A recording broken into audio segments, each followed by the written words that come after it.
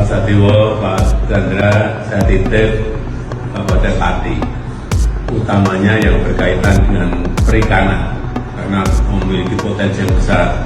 Terima kasih Bapak, akan kami laksanakan sepenuh hati, siap bekerja keras, mudah-mudahan menjadi bupati yang amanah untuk rakyat Kabupaten. Amin. Bersyukur sangat dukungan itu. Jangan lupa 27 November 2024 untuk warga Pati, jangan lupa pilih Pak Dewo dengan Pak Chandra nomor 1. Tetap pilih nomor 1. Menang.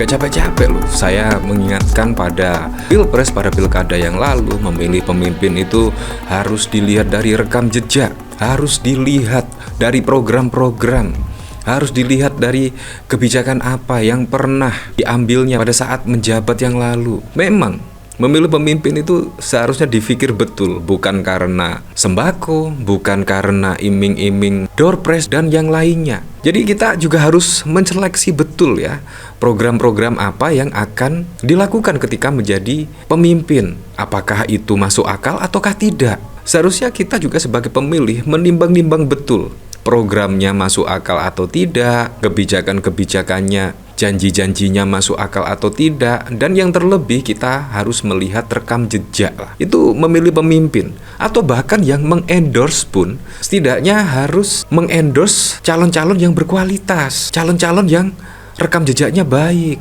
rekam jejaknya bagus dan lain sebagainya. Tapi kalau kita lihat ya, dari Bupati Sadewo misalkan, pada saat lalu sudah di-endorse oleh Pak Jokowi.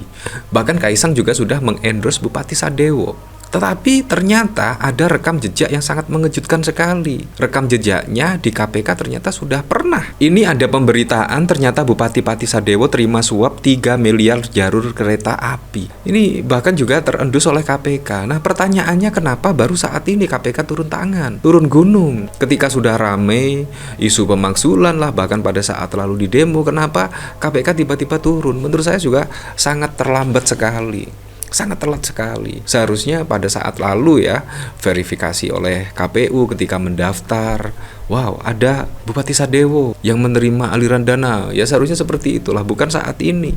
Ketika sudah rame, viral, KPK gerak cepat. Ini kan sangat lucu sekali. No viral, no justice. Ini kan sangat wow sekali KPK. Ya sangat masuk akal sekali kalau masyarakat itu beropini terkait kasus suap Harun Masiku yang melibatkan Sekjen PDIP Hasto Kristianto. Itu sangat-sangat kental sekali muatan politis daripada murni penegakan hukum. Sangat kental sekali. Untung saja Pak Prabowo juga merespon ya setidaknya keresahan dari masyarakat dan akhirnya memberikan amnesti kepada Hasto dan juga abolisi kepada Tom Lembong. Nah bahkan juga setelah ada demo yang setidaknya bisa dikatakan separuh masyarakat yang mempunyai hak pilih itu bahkan juga berdemo. Tetapi Bupati Pati ini tetap kekeh, dia itu dipilih secara demokratis dan lain sebagainya. Ini kan sangat lucu sekali. Padahal kalau kita lihat ada 85.000 loh. Artinya bisa diasumsikan lah 85.000 itu adalah perwakilan dari masyarakat Pati yang tidak ikut turun ke jalan. Dan kemungkinan bisa saja yang memilih Sadewo pada saat lalu saat ini kecewa dengan apa yang dikatakan oleh Sadewo yang setidaknya menantang, jangankan 50.000, saya tidak akan gentar dan tidak akan diturunkan lah terkait apa yang sudah dinaikkan PBB tersebut. Nah ini kan sangat lucu sekali, sangat lucu. Bupati Sadewo mengaku dipilih rakyat secara konstitusional dan dengan tegas tak mau mundur meski di demo. Hal tersebut disampaikan di hari yang sama saat warga Pati melakukan demonstrasi besar pada Rabu 13 Agustus. Selain itu, ketika ditanya tentang dugaan korban meninggal dalam demonstrasi, Sadewo menjawab bahwa itu takdir. Enak banget ya. Ini pemimpin apaan ini ya? Mementingkan diri sendiri. Pemimpin itu seharusnya mementingkan masyarakat, mementingkan rakyatnya, bukan malah memikirkan diri sendiri. Bahkan ada pernyataan yang sangat sekali menjawab bahwa itu takdir, padahal juga gara-gara Sadewo sendiri. yang membuat gaduh, setidaknya membuat masyarakat itu akhirnya turun menggelar aksinya. Seperti ini klarifikasi dari Sadewo. Apa? Informasi ada yang meninggal. Hal itu takdir lah ya, itu takdir, kami tidak bisa buat apa-apa. Konfirmasi yang Bapak terima, yang korban ada berapa orang Pak? Saya nggak tahu, yang tahu adalah aparat kepolisian. Sudah berhenti begitu ya, sudah lengan di mana-mana, tapi memang masih sebagian kecil yang berada di depan, tapi kayaknya itu juga bukan pendemo yang dari tadi pagi. Jadi secara garis besar itu sudah selesai. Tadi sempat mencoba menemui massa, tapi kemudian jadi kericuan. Gimana Pak tadi? Ya, kami bisa memahami emosi mereka karena orang banyak kan, tidak mungkin bisa terkendali secara keseluruhan.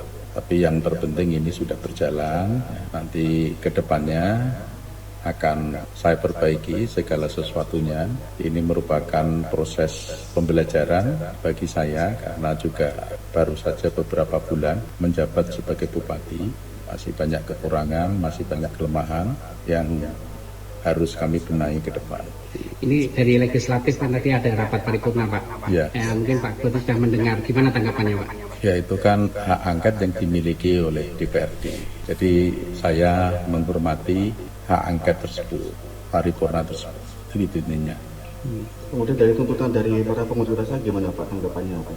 Tuntutan kan sudah disampaikan tadi. Kalau saya kan dipilih oleh rakyat secara konstitusional dan secara demokratis. Jadi tidak bisa, saya harus berhenti dengan tuntutan itu. Dia harus mundur dengan tuntutan seperti itu. Semuanya ada mekanismenya. Ya, seperti itulah. Jadi memang sangat bau sekali ya. Ya, walaupun mundur sih dengan sukarela juga tidak masalah ya. Apalagi juga masyarakat Pati itu sudah sangat marah lah kalau kita lihat video pada saat lalu ya, dan semoga saja tidak terulang lagi ya terkait statement-statement dari pimpinan. Wah, pimpinan seharusnya itu harus benar-benar menyerap aspirasi dari masyarakat lah, harus mendengar keluh kesah dari masyarakat. Pemimpin itu jangan egois terutama ya. Kalau egois ya akhirnya seperti ini, bisa merangkul semuanya. Jadi statement-statement yang dilontarkan itu bukan untuk seseorang dan lain sebagainya. Seharusnya menjadi pemimpin bisa merangkul semua, walaupun itu musuh, walaupun itu lawan politik dan lain sebagainya, harus dirangkul semua. Seharusnya pemimpin seperti itu ya. Nah, dari saya juga penasaran kira-kira komentarnya seperti apa ya. Betah izin, wah manusia ya, pejabat jahat lahir dari ya Presiden Republik Indonesia ke-7 Jokowi mendukung paslon Bupati Pati nomor 1 Sadewo Chandra dan menitipkan pesan untuk membangun Kabupaten Pati. Ya, syarat jadi kepala daerah di Indonesia kan emang gak punya urat malu. Blunder kan, orang meninggal ya seperti itu. Ya, tapi kalau kita lihat dari berita tidak ada korban ya, tidak, cuma luka-luka, kurang lebih seperti itu. Jadi berita tersebut yang memberitakan terkait ada yang meninggal itu bisa dipastikan hoax. Nah, kalau kita lihat dari sini sangat bau sekali. Duduk perkara Bupati Pati Sadewo diduga terima dana korupsi DJKA. Wah, ini kan wow. Bupati Pati saat ini tengah menghadapi sejumlah kasus imbas kebijakan menaikkan pajak hingga 250%. Kebijakan itu kemudian memunculkan amarah publik hingga terjadinya demo besar yang terjadi di alun-alun Pati pada 13 Agustus. Masyarakat pun menuntut Sadewo untuk mundur dari jabatannya. Hal tersebut langsung ditanggapi oleh DPRD Pati yang sigap melakukan rapat membentuk panitia khusus. Ketua DPRD Pati Ali Badrudin membenarkan bahwa pada 13 Agustus digelar rapat paripurna DPRD membentukan pansus hak angket. Apabila ditemukan adanya pelanggaran, maka usulan pemaksulan Bupati Pati Sadewo akan diajukan melalui mekanisme resmi untuk dikirim ke Mahkamah Agung. Ternyata terdapat kasus lain yang menyeret Bupati Sadewo. Setelah namanya viral karena kebijakan pajak, ia justru disebut oleh KPK sebagai salah satu terduga yang menerima aliran dana korupsi proyek kereta Direktorat Jenderal Perkeretaapian DJKA. Wah, jadi sangat wow sekali lah. Ya, untuk selebihnya kita kembalikan lagi ke masyarakat menilainya seperti apa.